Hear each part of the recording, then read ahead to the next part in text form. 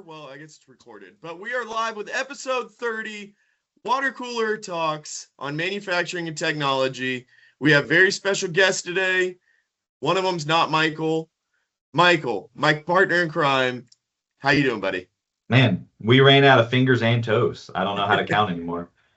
Yep. What are But those things called that you they have little circles on them and you move them? Beats me, Tristan, brother. you don't even know. Don't know. You're the math guy. You're supposed to know this stuff. You know, there is a We'll degree. ask AI. There's a degree that hangs on a wall that says applied mathematics, and it collects dust every day, buddy, because I'm in sales. Well, I'm gonna go. Hey, Tristan, before we introduce, we want to get some laughs going, okay? Okay. So I have a question. It's perfect for this time of year. I'm looking at leaves. Why don't clumsy people like autumn? They're afraid they'll fall. Goodness. Oh, it's so good. You know you got a good joke.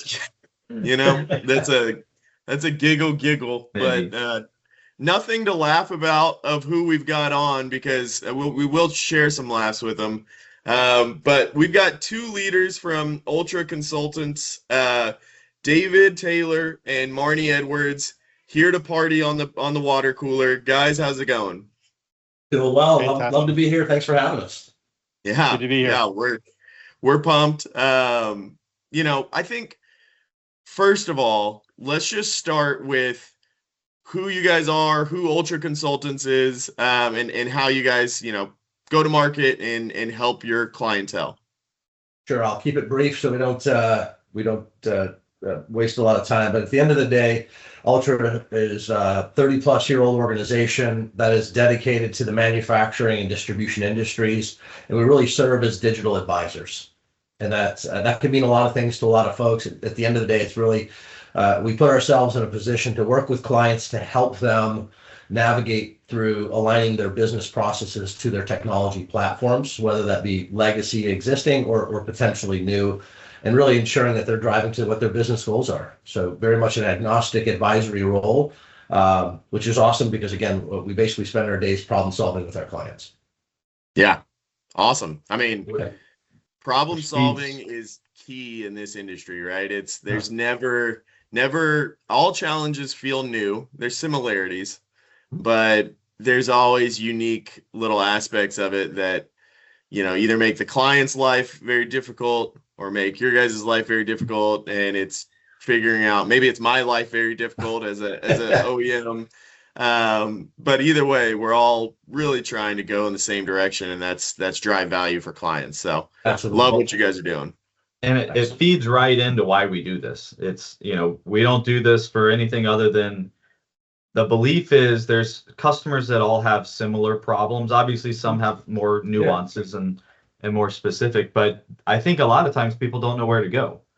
They have this problem, they just sit and live in this problem day in and day out, and they don't know how to, we'll call it, break the status quo or find help. And so I think it's great that y'all are on, because you're a perfect group to call and say, hey, we're having these problems. We're going to talk tariffs today. We're going to talk AI. Where do we start? And I think it'll be interesting to get y'all's feedback on what y'all are seeing in that as well. I love it.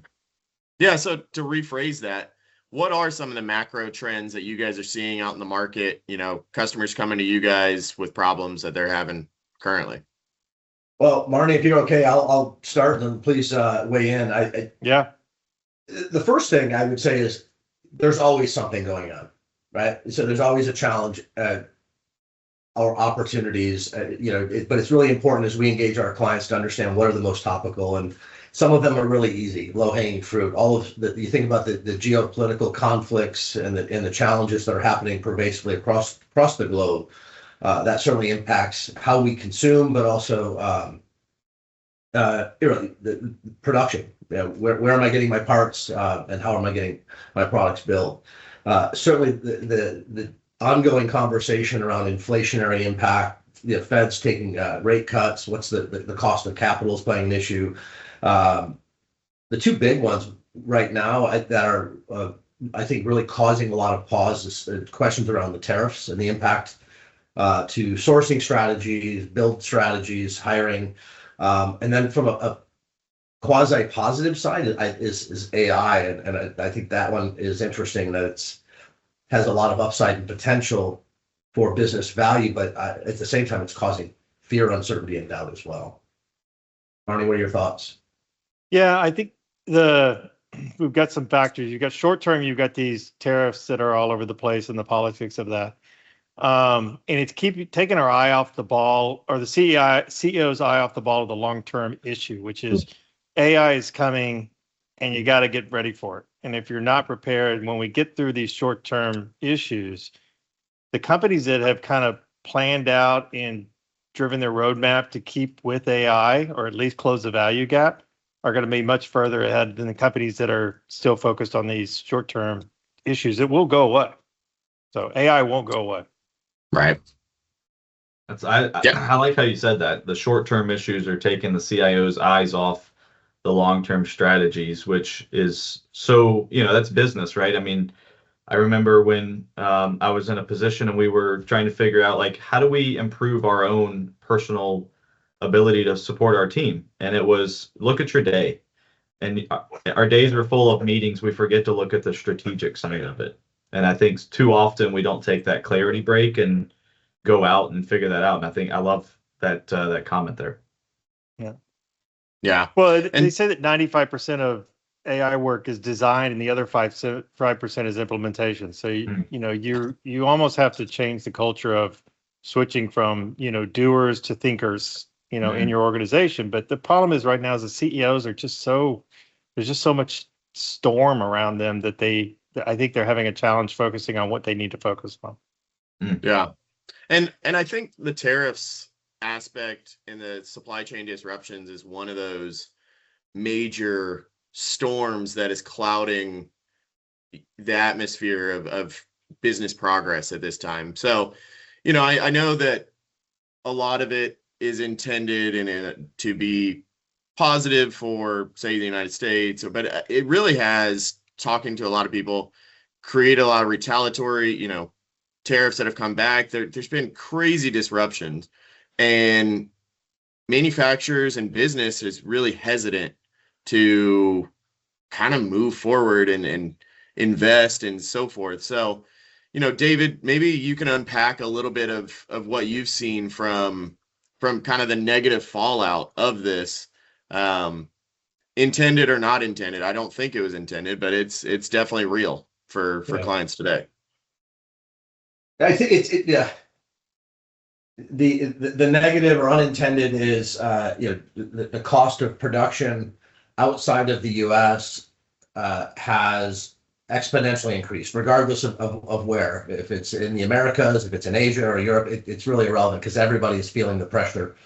So you've got a couple of things. You've got consumers, you and I, all of us, who are maybe resistant to making purchases right now, thinking we might be paying a premium, which creates a challenge, right? And all of a sudden the demand goes down just because of perception, even if they haven't applied the cost pressure coming from their production environments.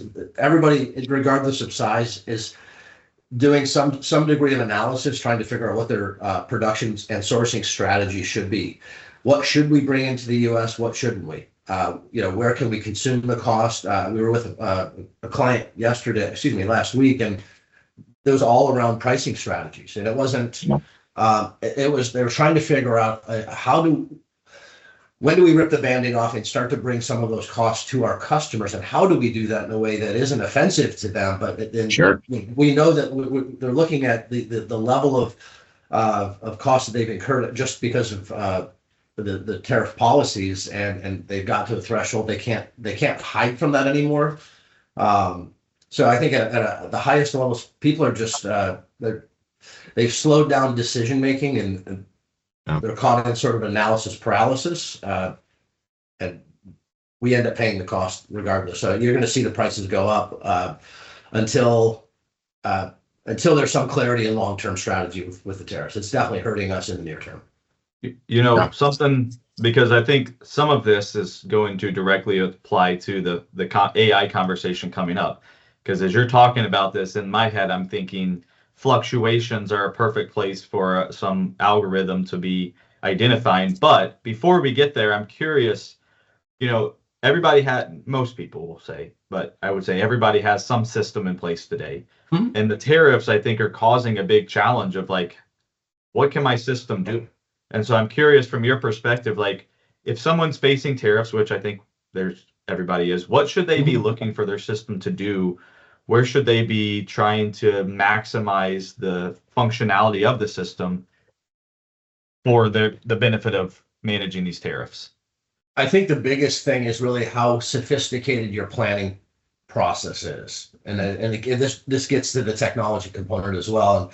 And I don't care if you call it PSYOP, integrated business planning, S&OP. In essence, it's how well are you, what's your ability to really understand not just financial forecasting, sales forecast, operational forecasting, to really understand what the demand is, what the supply is, what the cost impacts are to really make those right decisions. So if our clients are looking to make strategic investments to be better through all of this, it's really about how do I get better at my integrated business planning ability, right? Because then I can decide at a product level or a client base where I should be driving production, if I can impact cost from that perspective, or how do I need to impact the consumer base and identify the right price so we still maintain profitability. The other side of that is there's a lot of pressure from the CIOs to do cost out. Right? That's the other. So we don't know what's going on. I have to drive efficiencies, at least in the interim. And that's scary because ultimately what you see a lot of is they'll cut so far that they actually negatively impact the business. And they'll end up finding workarounds that end up staying in place longer than intended whenever they're just driving at the cost out strategy. I also, that strikes a little past memory with me because, the company I came from, we were the quality product in the market, but quality brings a cost to it. You didn't have to worry about our stuff working. However, when you're talking to an OEM, sometimes you make a quick decision like that. And I think the one thing, back to Marnie's point earlier, like that one decision could impact something 1 to 2 years down the road, and you're not going to know that until you get there. And that's something that, can't be overlooked is don't sacrifice quality or the things that matter or could potentially matter in the future. I would tell you right now, and I know this certainly dovetails into an AI thread as well, but the level of completeness in the company's data within the system or systems matters, right? So the ability to make better decisions. And that gets even more compounded and more challenging, specifically in the manufacturing industry, which runs on, for the most part, razor thin margins, but you see a lot of consolidation, you see a lot of mergers, acquisitions, and divestitures, and every one of those creates more challenges from a business process to system alignment as well. So that's typically a glaring flag with a lot of our clients is quality of system, quality of data. How do you justify making those decisions to fix that in the face of uncertainty? We spend a lot of time having those conversations. Yeah. What's tough about this too is events like these that are totally kind of unexpected is, kind of the fallout of such really raise the flag within businesses of, oh, wow, I wish we had XYZ. However, in order to get XYZ in this world of enterprise technology, there is a time aspect of evaluation.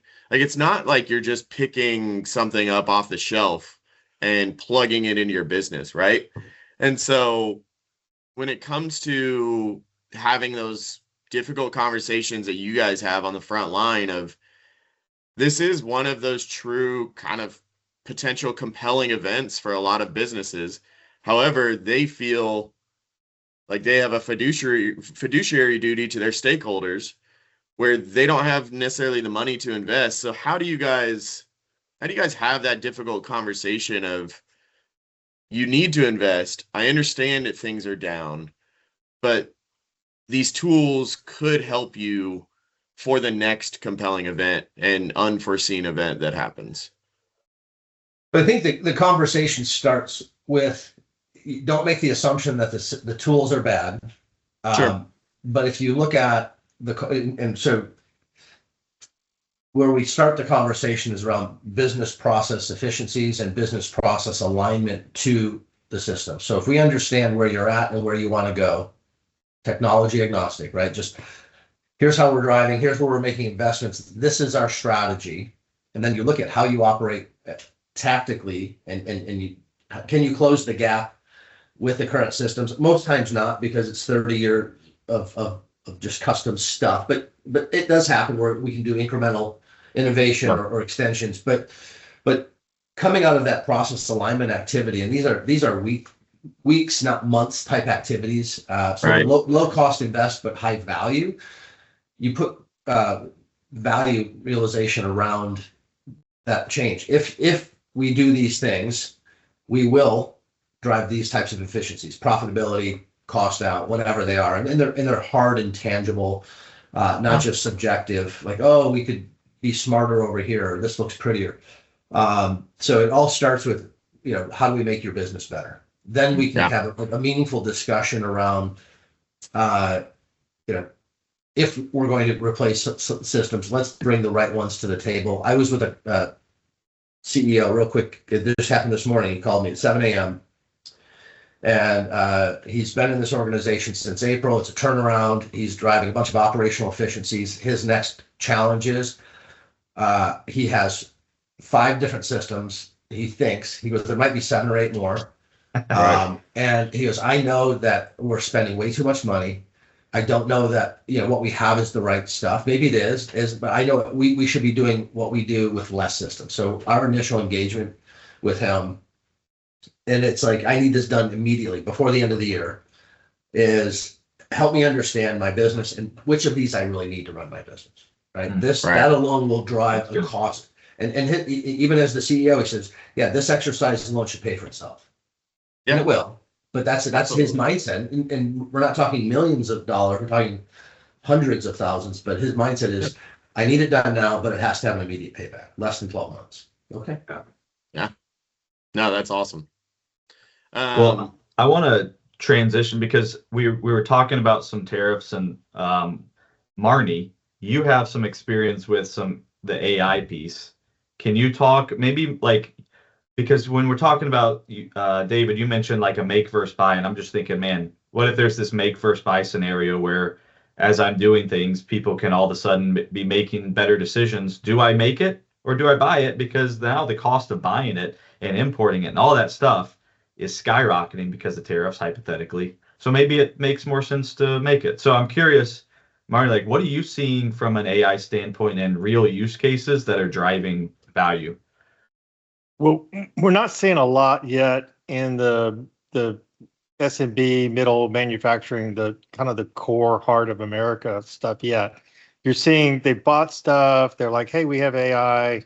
77% of manufacturing companies had AI, had implemented AI, but a lot of that is just like they've implemented Copilot, and it's the board's pushing on them. Hey, you got to have AI. So I think that article that came out by MIT a couple of months ago or a month ago about, nobody's getting value from AI served as a wake up call for CEOs. Yeah. And what I think they've realized, and we've talked about it in this group right now, is AI is not just a technology. It is a business strategy. It involves technology, process, data, and people. And I think the good thing is that this next wave of adopters are doing are realizing the OCM part of this. And that's it used to always be a terrible word about it, but I think they are adapting, to more OCM stuff. To get back to your question about, will AI help with manufacturing and all that? Absolutely. But the problem is that, it's not a short-term solution. Right now, it's like, you're on a bucking bronco. You just got to hold on until certain, but you've got to keep it investing in AI, because once we come out the other end of this thing, if you haven't done something, then you're going to be significantly far behind. But We just got it. Like David said, I had another call from a company yesterday, and they're doing a great thing. They've identified the friction points in the process. They realize they have a data issue. They're addressing that. They're calling us in because they realize that OCM is such a major part of what they've got to get done that they're pulling us in to help with that. And so I think they're getting smarter and they're making better decisions, but it's not going to help manufacturing buy now, buy US, buy globally, tariffs. There's just nothing that can help with that. Yeah. I love what you just said. First off, AI is supposed to help with the organizational change management, right? Just kidding. I went to a conference. It was a Gartner conference, and something really, I will remember it for a long time because I have bad memory. But one of the things was this picture, and it was organizational change management, but it talked about how benefits to people's jobs are often overrun because they don't want to accept it because of fear of change. And one of the examples, they had multiple examples throughout the centuries, and one of them was the railroad. And people, railroad obviously was going to help things get from place to place, but people didn't want that to be the case. They overruled it. They were breaking the railroad tracks because of fear of what it meant to them. So this benefit that's really going to help them, they were creating havoc. And I just, hearing you say that, like that, those two pictures connected, I'm like, that's going to happen. And it's going to take a lot of work to move past that to get to that good, solid result. Yeah. So Marnie, what are you seeing that you like out there in the market, or, and it doesn't have to be specific people or anything like that, but what do you feel is going to grow legs and become tangible, kind of for that differentiation that you talked about, get it implemented and help differentiate your clients' businesses? Well, I think the great thing is what some of the software companies are doing out there, which is they're closing what we've termed as the value gap, which is the gap between what people can do with AI and what people have figured out how to do with AI. So there's this massive, space, and companies like, N4 and the other ERPs are stepping up and going, hey, we've got to make this easy for people to use. So people that have been using the N4 systems, let's help them. Let's make AI simple for them. So if I've used an operating system that I'm comfortable with, adding AI is just kind of adding that into my business. And I think that's what companies are doing, and that it's a great strategy. It's just going to take a little more time. Yeah. To get there. Yeah, time. I was going to ask a question to follow up on that, and this is more of a curiosity because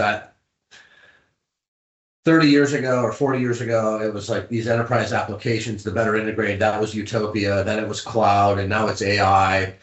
Depending on who you talk to, it's like, well, AI is now going to deliver for us this panacea of what the applications were supposed to be 40 years ago to solve all our problems. I'm being a little facetious, but Marnie, I mean, do you buy into that, or is that hype?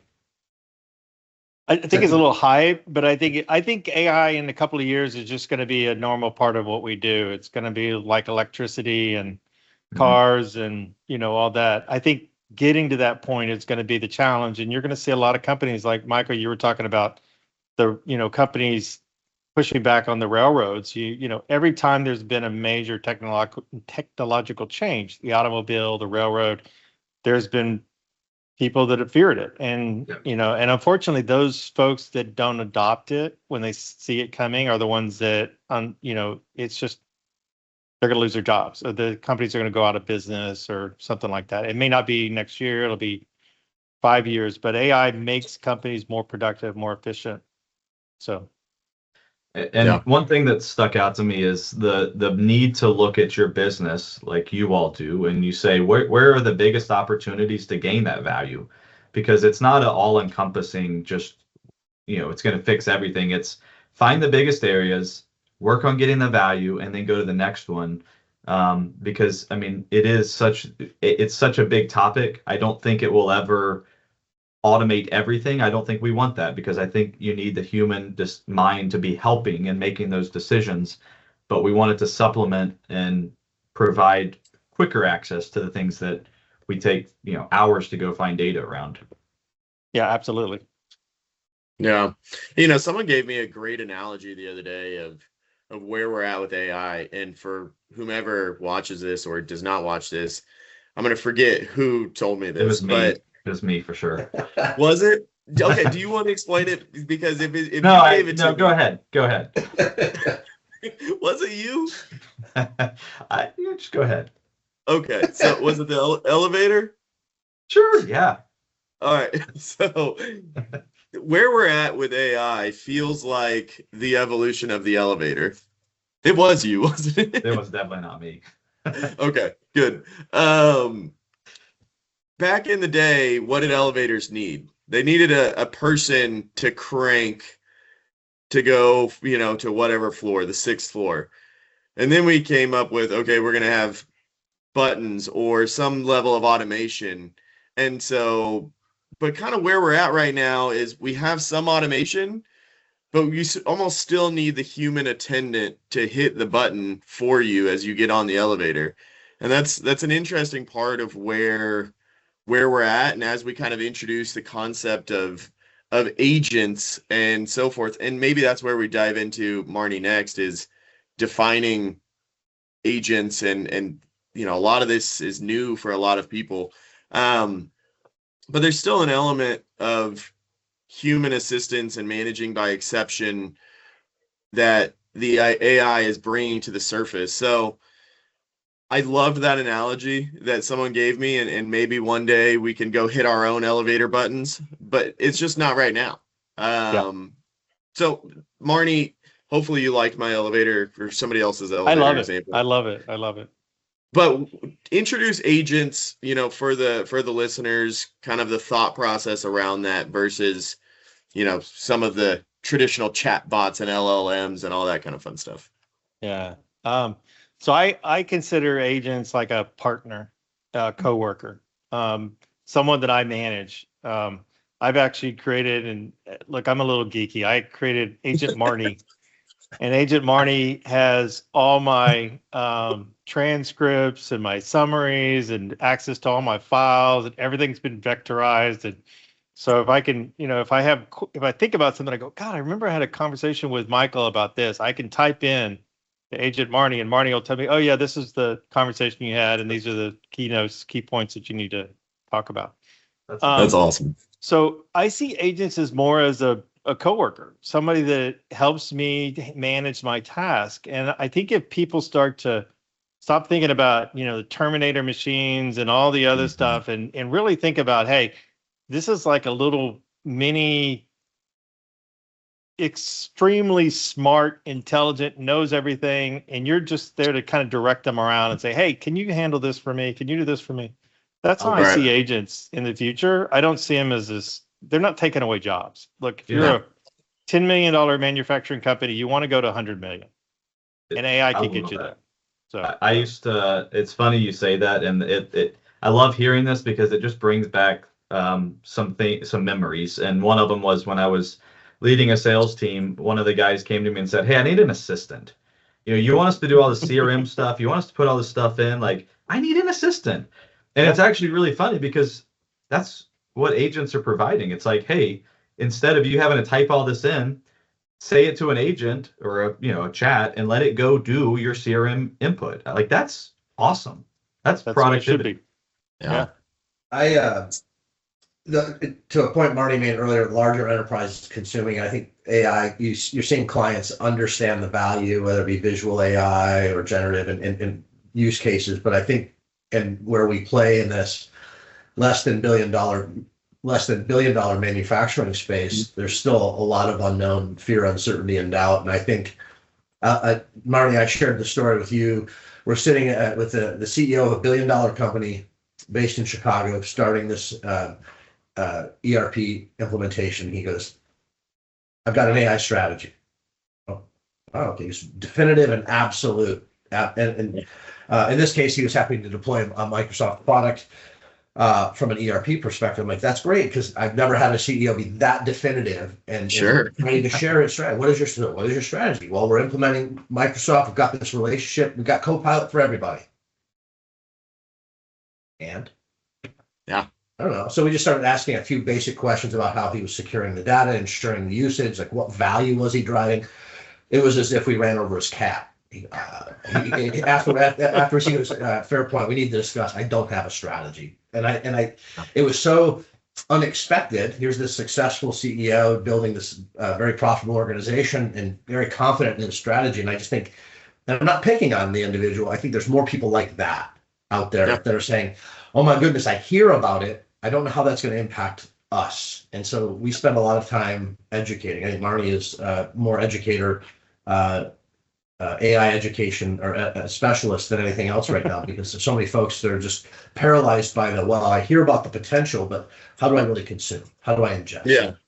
And I think a piece of what you said there, David, is huge. And it kind of talks to the, we were speaking a little bit of like decision-making slowdown, because a lot of this really drives back to the health of your data. And we've had full-blown episodes about data governance and data management strategy on the water cooler. And a lot of your AI strategy is predicated on your data strategy. And data strategy is one of those missing elements from a lot of these enterprises. Like it really, it's one of those things that's in the background that people don't think about, but now with this new technology, advanced technology, data is one of your largest assets. And a lot of people don't have a good strategy about it. So maybe to take us home, do you guys have any kind of last thoughts on what businesses should do to prepare for the now, but also prepare for the future when it comes to data, AI, and even, the macro trends that they're having to, we called it the storm earlier. So weather the storm. I think there's one thing I want to say before we get into that, because I think it's super critical to anybody listening. And it's something, David, you kind of hinted at, but AI is a huge area of potential. It's also a huge area of risk.